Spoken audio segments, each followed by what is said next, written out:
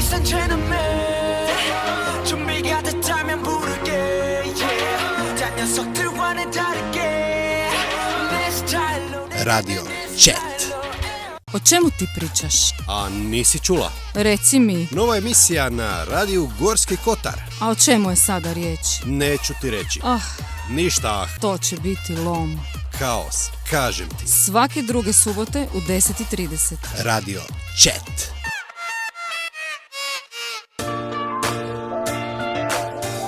Dragi slušatelji, danas u emisiji nam gostuje gospodin Damir Maras, kojega vjerovatno Gorski Kotar zna po njegovim knjigama koje je napisao. Dobar dan, dobrodošli. Dobar dan. Pjesnik, pjesnik, autor. Znači, napisali ste puno knjiga, bili ste urednik i voditelj književno-glazbene emisije Ako te pjesnik ljubio nije na Radio Gorski Kotar. Znači, vi ste prije svega čovjek koji živi umjetno svaki dan. Tiho, duboko i iskreno, baš onako kako Gorski Kotar to zna i vi u njemu. Rođeni ste u Rijeci, ali cijeli život živite u Liču. Tako je. Tako je, tu ste našli svoj ritam, svoje ljude i svoju inspiraciju. Tako je. Iza sebe imate 8 knjiga, Istina. 40 glazbenih pjesama i brojne humanitarne nastupe. Tako je. Vaša poezija i glazba nose onaj prepoznatljivi goranski mir, ali i snagu koja grize, toplinu, melankoliju i neku posebnu istinu koju može reći samo netko tko zaista sluša ljude oko sebe. Došli ste ispričati vašu priču od početka, od prvih stihova, od prve inspiracije. Tko je Damir? Kao prvo pozdravljam sve slušatelje Radija Gorski Kotar i zahvaljujem na pozivu. Hvala vam što ste došli. A ko je Damir? Znači onaj koji, možemo tako reći, tu si bila u pravu, koji sluša ljude oko sebe, ali koji sluša i glas čovjeka u sebi.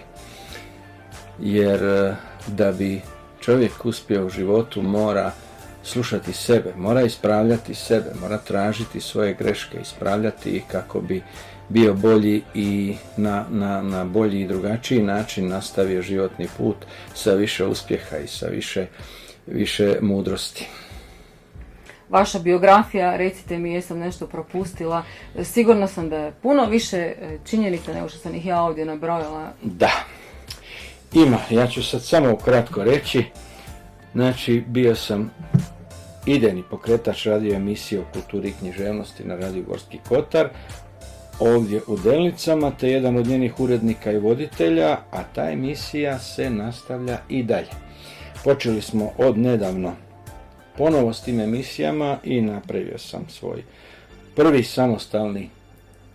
prvu samostalnu emisiju sa mojim dragim prijateljem Nikolom Mrdakom iz Nikšića, pjesnikom, aforističarom i tako dalje, što ćete čuti. Bio sam direktor, voditelj, idejni začetnik, vlasnik licence i autorskih prava Međunarodnog festivala poezije i glazbe International Music and Poetry Fest, koji se svake godine održavao u Fužinama, postigao veliku zapaženost, čak je i makedonska televizija došla i snimala, postoji na YouTube-u snimka. I taj festival planiram održavati i dalje. Onda sam bio organizator, voditelj, idejni začetnik Međunarodnog pjesničkog festivala u sklopu festivala Susjedstva Rijeka 2020. u Fužinama. Imam, kao što si sama rekla, veliki broj zapaženih nastupa širom, kako to danas popularno zovu, regiona, odnosno svim bivšim državama bivše Jugoslavije, ali i dalje. Lani sam gostovao u Bugarskoj, u Burgasu, na međunarodnom susretu pjesnika, što ću napraviti i ove godine. Imam napravljen, gotov mi je prvi glazbeni album. Od priznanja i nagrada, koje su mnogobrojne, da ih ne nabrajam sve, onu najvažniju ću samo reći, u srpnju 2022. godine na velikom međunarodnom književnom skupu u Ohridu pod nazivom Ohridski poetski biser dobio sam nagradu za životno djelo. Bravo. Rekli smo da imate snimljeni album se zove Hvala ti ljubavi. Tako je. Imate preko 40 uglazbljenih pjesama. Da. To su sve vaše autorske pjesme? Ne, to su nekoliko njih je moje, baš moje kantautorske, ali svi su stihovi moji iz tih pjesama, a pjesme su mi pomagali, što moram svakako istaknuti, pomagali su mi raditi moji dragi divni prijatelji, počevši od Nevena Mrzlečkog, glumca i pjevača, akademskog glazbenika u Hrvatskom narodnom kazalištu Zagreb, koji mi je uglazbio prvu pjesmu i onda me je uputio na svog prijatelja Dragu Puljka u Rijeci, jer mi je tu bliže i bolje, koji je izvanredan glazbenik, glazbeni pedagog, koji je napravio glazbu za većinu mojih pjesama, a on me je pak odveo kod Davida Trkulje u glazbeni studio u Rijeci, gdje smo više od polovice tog albuma, većinu tih pjesama smo snimili kod Davida, a sada surađujem i sa Marinom Čubranićem na otoku Krku u Jurandvoru, koji je isto također vrstan glazbenik, izvanredan, pun ideja, i s njim sam napravio već nekoliko vrlo uspješnih pjesama koje dobro kotiraju na međunarodnoj sceni. Moram priznati da vam je biografija, mogli bi o njoj pričati preko pola sata. Da, eto, možda će zvučati neskromno, ali samo o mojim nastupima, koliko sam ih imao, mogli bi pričati cijelu emisiju. Tako da puno putujem, puno idem okolo, puno nastupam, imam divne prijatelje posvuda i onda mi nije teško, jer gdje god dođem osjećam se kao kod doma. Svoje kuće, ljudi su mi ko obitelj i užitak je otići bilo kamo gdje idem. Sjećate li se ili sjećaš li se, evo možemo na ti, znači ti. prve pjesme ili prvog stiha koji je izašao iz vas, iz dubine duše, jeste znali da je to? Nisam tada znao, ali na neki način na to moje pisanje je utjecao prvo moj učitelj Ante Branica pokojni u osnovnoj školi. On je bio sa otoka Zlarina, otkud je bio i Vladimir Nazor, na što je on bio ponosan. I on kad bi na satu čitao te pjesme, on bi to izvodio toliko teatralno, toliko s puno zanosa, uživljen. Tako je, da je taj zanos prenio na mene. Ja sam onda nekako počeo tad se zanimati za poeziju, ali to su bili onako dječački pokušaj sve do odlaska u ondašnju JNA.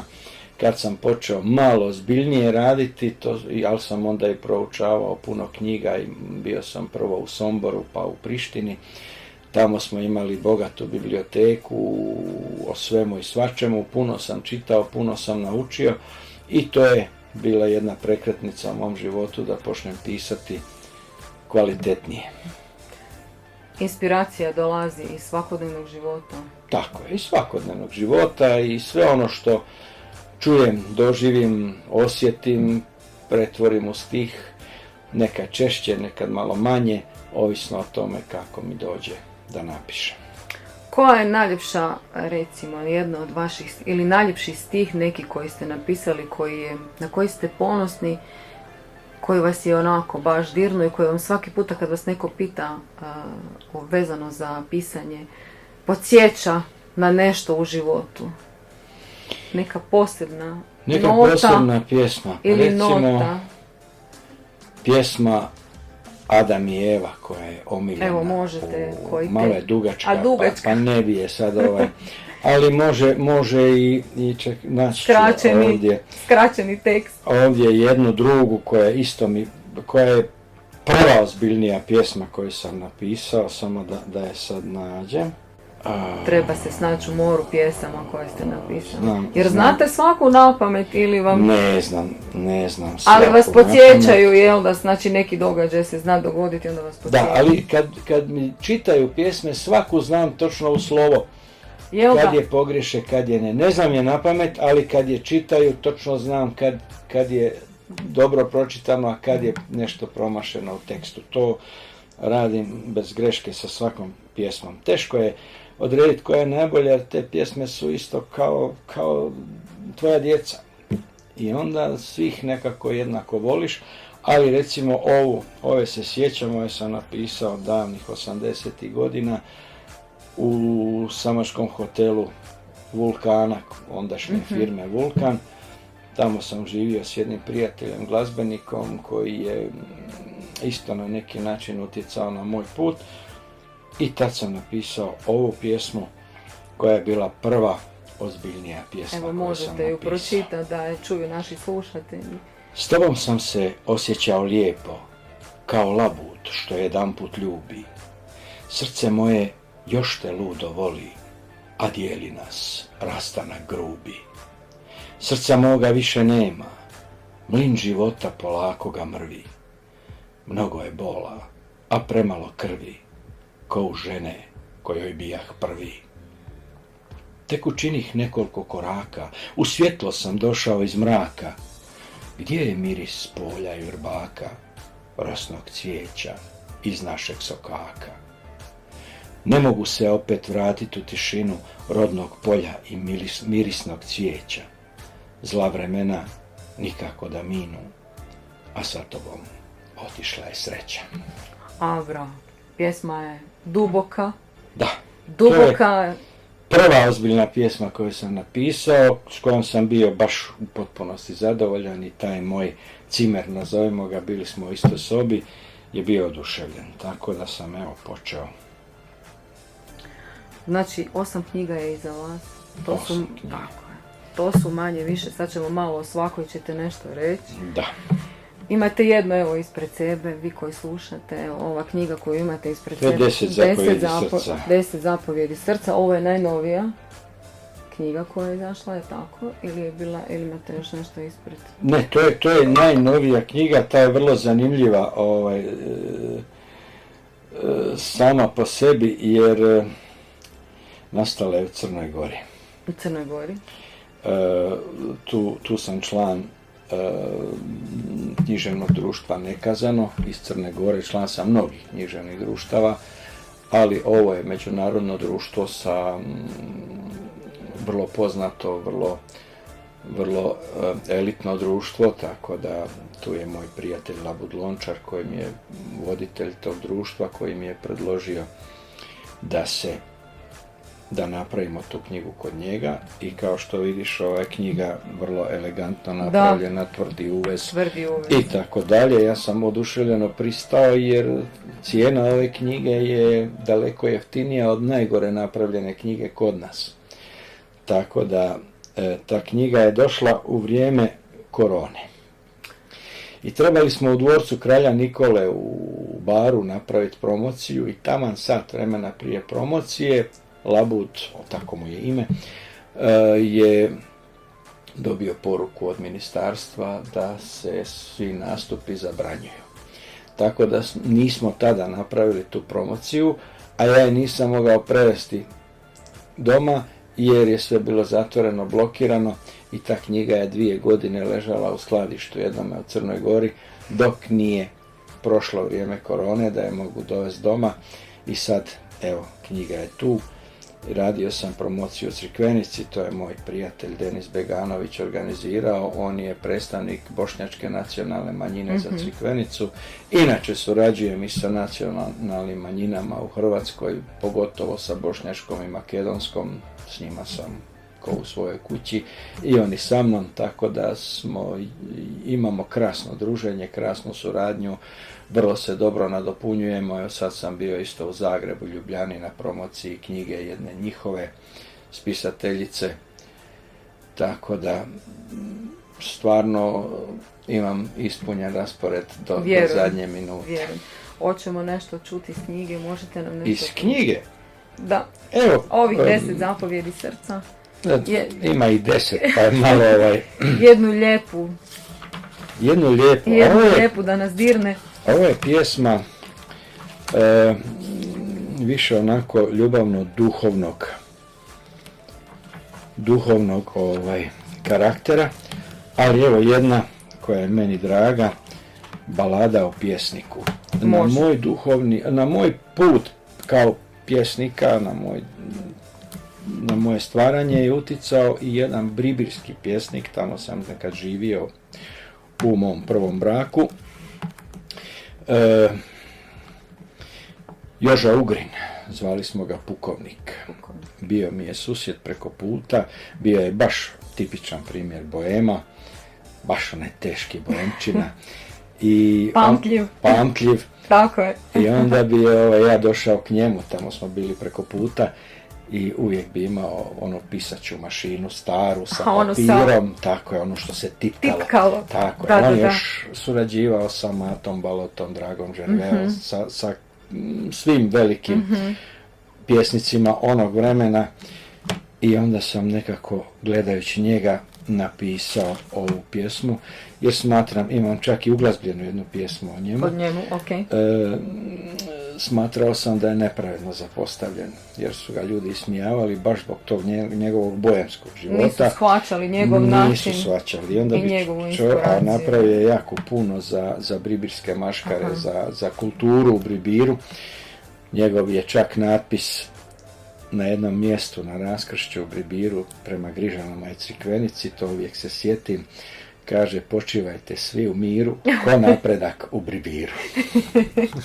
Sve je rekao u jednoj rečenici. Tako da, i naš Franina isto tako je bio vrlo, vrlo utjecajan na mene, znači i on je na neki način mi dao još u osnovnoj školi neki poticaj da se i ja počnem baviti. Njegova pjesma Landravec mi je ostala isto u sjećanju, vrlo je kratka, glasi: Landravec, baš si mi ga fanjski, sagdar si domači, samo si doma stranjski. I to je živa istina. Po domaće. Balada o pjesniku. Obalama moga uma misao mi laka plovi. Pjesnici su čudne ptice, nekad vrapci, nekad sokolovi, nekad hrabri, nekad kukavice. Desi mi se jednom tako, dok sam Bogu dane krao, šetajući starim parkom, pjesnika sam upoznao. Oronula biješe lica, starac, ali stasa vita, baš ko neka rijetka ptica, gord i srca ponosita. Iako ga tuga mori, vidi se da strašno pati, ljubavlju mu srce gori, utjehu je spreman dati. Obori ga strašna munja, otruje mu dušu guja, a on sve u svome srcu pretvori u pjev slavuja. O ljubavi samo misli, nevin kao mlada djeva, svi ga jadi svijeta stisli, a on pjeva, pjeva, pjeva. Oko srca ga ne zebe, dok ga truju, on ih ljubi, ne štedeći tako sebe, pobjeđuje i kad gubi. Potrošivši zadnje snage, spreman je ko lišće žuto, što na zemlju mrtvo pada, od života otkinuto. Uljepšati život škrti, sve nevolje skinut s trona, neumoljiv poput smrti i besmrtan kao ona. Divna je pjesma, evo. Eto, to je ono najbolje što sam mogao za njega dati, jer on je zbilja bio jedan... Zaslužio je svaki stih i više od toga. I više od toga. Jel možemo reći hrvatska književnost danas, kad je pogledate iz perspektive pjesnika i rada koji vi radite? Kako se osjećate obzirom na ovo moderno okruženje, internetsko, online, kako bi rekla? Općenito, nivo kulture, razina kulture u današnje vrijeme je daleko niža nego prije. Prije se kultura puno više poštovala, puno više se držalo do ljudi koji se njome bave i nekako nije mogao svako se toga latiti, jer je bila i nekakva cenzura, znalo se ko vrijedi, ko ne vrijedi. Međutim, danas svi rade sve. I danas ima ljudi koji se predstavljaju za pjesnike, a uopće nemaju dobru poeziju. I danas se sve svelo na nekakva namještanja, podilaženja i to su mi zamjerali na mom festivalu, jer ja nisam dao nikome nagradu ako je nije zaslužio. Inače se nagrade dijele po dogovorima, ti mi trebaš za ovo pa ćeš dobiti ovu nagradu, on mi treba za ono pa ćeš dobiti onu nagradu, i zato ja ne šaljem na te natječaje svoje pjesme više, rijetko kada, jer jednostavno sve je postalo nekako... Sve je postao biznis. I sve je postalo podilaženje nekome i jednostavno ljudi daju nagrade ne zato jer je nešto dobro, nego zato jer neko može trebati i ja zato ne šaljem jer to je sramoćenje kulture, pogotovo poezije i jednostavno podcjenjivanje ljudi koji se njome bave. Onih istinskih koji su zbilja pravi pjesnici. Tako da, eto, zbog toga više manje radim. Ja ovo radim zato jer volim. I dok god me to ispunjava, ja ću to raditi. Kad mi jednom bude dosta, neću, jer ne radim to ni zbog nagrada, ni zbog slave, ni zbog čega, jednostavno zato jer to volim i neopterećen sam time. Hoću li dobiti priznanja, neću, jednostavno idem iz ljubavi, ništa drugo. Da li je teško naći izdavača danas? Je. Tiskanog materijala? Da. Uglavnom, sve sam knjige napravio o svom trošku. Znači, nisam se ni trudio tražiti izdavača jer jednostavno teško je to naći. Danas moraš imati i veze, i vezice, i poznanstva da bi nekog našao. Da bi uopće uspio, moraš nekoga poznati.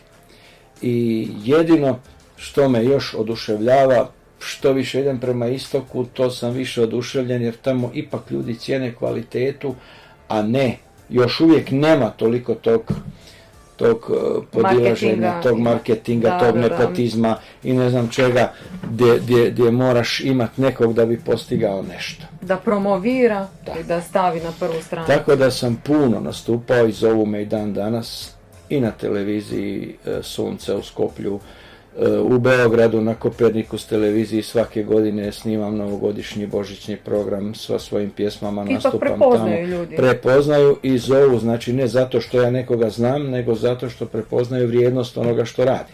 I onoga što je napisano. To mi je jako drago. Znači bio sam i na televiziji u Nikšiću, i na radiju u Nikšiću, u Tuzli, svagdje gdje dođem zovu. Međutim, kod nas kad dođem doma kao da ne postoji, kao da me nema. Znači, zato na ona pjesma Landravec od Franine uvijek me podsjeća na to i toliko je dobra da je nikad nisam zaboravio jer čim se vratim doma uvijek je se sjetim. Imate li svoje mjesto pisanja, neku sobicu, neki klub? Nema. Znači, kad inspiracija dođe? Nekad sam znao pisati u autu, dok vozim mi dođe. Aha. Ali nekad nije bilo mogućnosti pisati na mobitel, onda bi imao jedan rokovnik i onda bi u vožnji nažvrljao samo da mi ostane nešto, pa bi negdje stao, onda bi to formulirao, napravio, sredio i većina mojih pjesama je tako nastala u pokretu. Ja nisam tip koji miruje. Nekad sam napisao i doma, znao sam se nekad probuditi u sred noći i napisati neku strofu, pa bi išao spavat, pa bi mi došla druga, pa bi nekad cijelu noć tako spavao, budio se jer bi mi nešto došlo, jer ako odmah ne zapišeš, zaboraviš, gotovo, nema više, ode odmah. Koje vas teme vuku više? Ljubav, tuga, nostalgija, život? Uglavnom životne teme, ovo je jedna duhovna, jer ja smatram da čovjek koji se bavi pisanjem prvo mora biti duhovan i na jednoj razini da uopće bude, da mu bude uopće moguće pisati. Ljudi koji su puni egoizma, puni sebičnosti, puni svega, oni ne mogu biti dobri pjesnici jer jednostavno nemaju tu kvalitetu duha da bi mogli izvući iz sebe. Da bi takve riječi mogli iz njih izići, ne mogu. Duša. Fali taj komad duša. Čovjek mora sebe non stop uzdizati, prepravljati, popravljati, ispravljati da bi došao do jedne razine da može izbaciti dobar kvalitetan stih iz duše bez da mu zasmeta pritom ego. Tako je.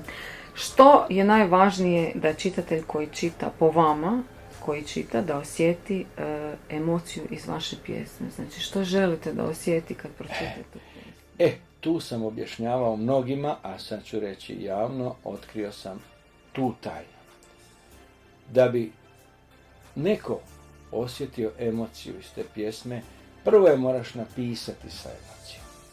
Ja sam znao nekad napisati pjesme koje bi mene rasplakale, a onda bi znao da će to biti i sa samim drugima, jer sama ta riječ, samo to slovo je puno već takve neke emocije, ali kad nastupaš i kad čitaš pjesmu, ljudi na kraju neće zapamtiti tekst koji si pročitao, ali će zapamtiti itekako emociju koju si ostavio.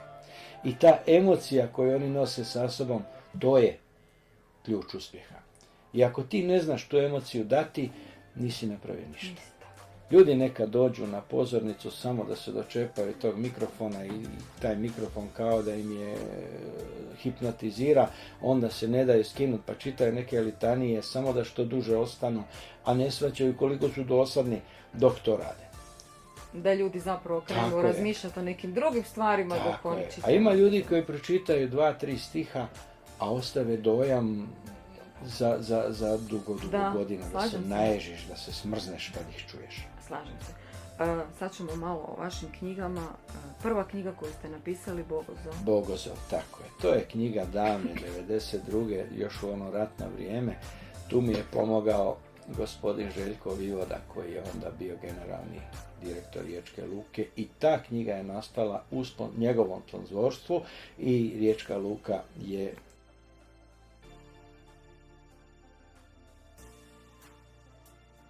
i tad je on od Riječke luke nabavio novac za sponzorstvo i tad smo tu knjigu tiskali. On je napravio sve od prvog do posljednjeg slova i od srca mu zahvaljujem. On je Željko Vivoda se zove. On je tad bio generalni direktor Riječke luke, bili smo izvanredni prijatelji i dan danas smo. Tako da, evo, ta prva knjiga je nastala zahvaljujući njemu i njegovom zalaganju, što mi je naravno dalo poslije krila da nastavim dalje. Utjeha iza molitve. Utjeha poslije molitve. To je Ana Marija Kujundžić, koja je bila tad direktor Riječkog, odnosno predsjednica Riječkog književnog i naučnog društva iz Rijeke, koja je također puno utjecala na mene u ono vrijeme.